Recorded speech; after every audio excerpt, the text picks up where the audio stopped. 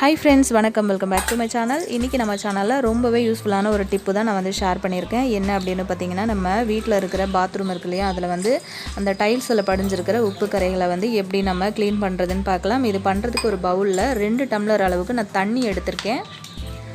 நீங்க தண்ணி எந்த டம்ளர்ல எடுத்தீங்களோ அதே டம்ளர்ல 1 டம்ளர் அளவுக்கு நம்ம வினிகர் சேர்த்துக்கலாம்.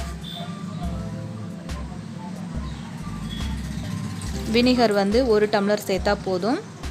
2க்கு 1 அப்படிங்கிற ரேஷியோல சேர்த்துக்கோங்க. இது கூட நம்ம வீட்ல சாப்பாட்டுக்கு யூஸ் பண்ணுவோம்ல இட்லி சோடா அது ஒரு 2 ஸ்பூன் அளவுக்கு நம்ம சேர்த்துக்கலாம்.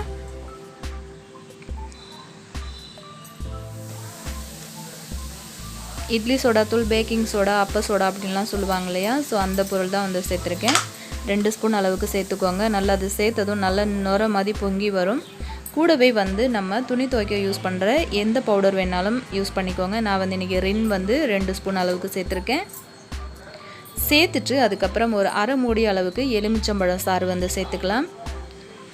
கரைகள் ரொம்ப விடாப்பிடியா ரொம்ப ஜாஸ்தி இருந்துச்சு அப்படினா அது நீங்க எலுமிச்சம்பழம் சாறு சேர்க்கும்போது உங்களுக்கு நல்ல இன்னும் ரிசல்ட் நல்லா கிடைக்கும். இத நல்லா பிழிஞ்சு விட்டுறலாம்.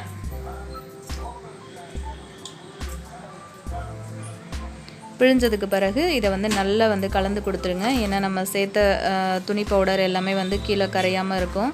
நல்லா இந்த மாதிரி ஸ்பூன் வச்சு கலக்கி விட்டுருங்க. கலக்கினதுக்கு அப்புறமா வீட்ல ஏதாச்சும் உங்ககிட்ட ஸ்ப்ரே பாட்டில் இருந்துச்சு அப்படினா அந்த ஸ்ப்ரே பாட்டில்ல நம்ம இத ரெடி பண்ண லிக்விட சேர்த்துக்கலாம். என்கிட்ட இன்னைக்கு பாத்தீங்கன்னா ரொம்ப குட்டியான ஒரு ஸ்ப்ரே பாட்டில் தான் இருந்துச்சு. நான் அதுல கொஞ்சமா சேர்த்திருக்கேன்.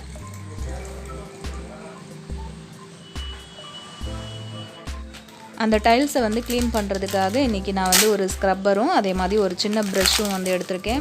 உங்கள்கிட்ட ஸ்டீலில் ஸ்க்ரப்பர் இருந்துச்சு அப்படின்னா அது யூஸ் பண்ணிக்கோங்க. உங்களுக்கு சீக்கிரமாக டைல்ஸ் கரெல்லாம் போகும். இப்போ பாருங்கள் டைல்ஸ் எப்படி இருக்குன்ட்டு பாத்ரூமில் ரொம்பவே உப்பு தண்ணி படிஞ்சு ரொம்ப மோசமான நிலையில் தான் இருக்குது. இது பாட்டில் சின்ன பாட்டில் அப்படிங்கிறதுனால ரொம்ப மெல்லிஸாக தான் வருது. அதோட லிக்விட் ரொம்ப மெல்லிஸாக தான் வருது. ஸ்ப்ரே பண்ணும்போது நல்லா இந்த மாதிரி ஸ்ப்ரே பண்ணி விட்டுக்கோங்க. நீங்கள் இந்த மாதிரி ஸ்ப்ரே பண்ணினதுக்கு அப்புறம் ஒரு 10 நிமிஷம் கழிச்சு நீங்கள் தேய்ச்சிங்க அப்படின்னா உங்களுக்கு நல்லா இன்னுமே நல்லா இருக்கும். நான் இன்னைக்கு டைம் எல்லாம் எதுவுமே எடுத்துக்கல. நான் ஸ்ப்ரே பண்ண உடனே தேய்க்க ஆரம்பிச்சிட்டேன்.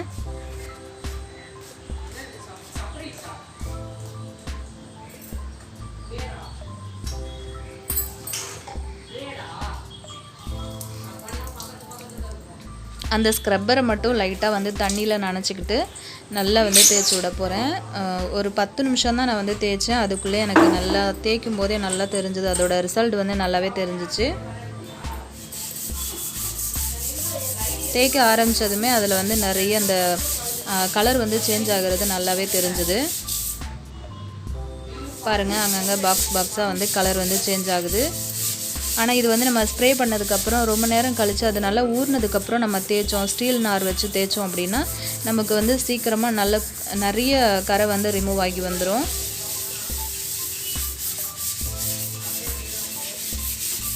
ஆனால் என்ன ஒன்று உங்களுக்கு தேய்க்கும் போது கை தான் ரொம்ப பெயின் எடுக்கும். ஆனால் இருந்தாலும் நம்ம பொறுமையாக கொஞ்சம் நேரம் விட்டு நம்ம தேய்ச்சோம் அப்படின்னா சீக்கிரமாக இதை தேய்ச்சி க்ளீன் பண்ணிடலாம்.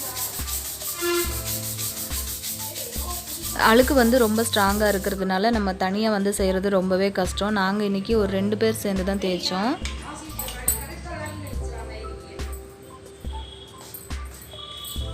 நல்லா நீங்கள் ஸ்ப்ரே பண்ணி ஊற விட்டுட்டு தேய்ச்சிங்க அப்படின்னா உங்களுக்கு நல்ல இன்னும் பெஸ்ட் ரிசல்ட்டாகவே கிடைக்கும்.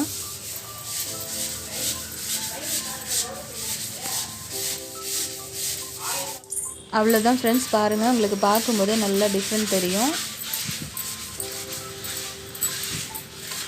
நல்லா இந்த அளவுக்கு தேய்ச்சி எடுத்தாச்சு. அவ்வளோதான். கண்டிப்பாக இது நல்லா ஒர்க் அவுட் ஆகுது. கண்டிப்பாக இதை நீங்கள் வீட்லேயே ரெடி பண்ணி ட்ரை பண்ணி பாருங்கள். ஆனால் உங்களுக்கு டைம் கொஞ்சம் அதிகமாக பிடிக்கும், கொஞ்சம் நேரம் ஆகும் அது தேய்க்கிறதுக்கு. மைல்டாக இருக்கிற கரையாக இருந்ததுன்னா உங்களுக்கு நீங்கள் அந்த ஸ்ப்ரே பாட்டிலில் ஸ்ப்ரே பண்ணும்போதே உங்களுக்கு நல்லா தெரியும் அது டிஃப்ரெண்ட் போகிறது. ஆனால் ரொம்ப ஸ்ட்ராங்காக ரொம்ப நாள்பட்ட கரைகளாக இருந்துச்சு அப்படின்னா உங்களுக்கு கொஞ்சம் நேரம் டைம் எடுக்கும். பொறுமையாக நீங்கள் தேய்க்கணும்.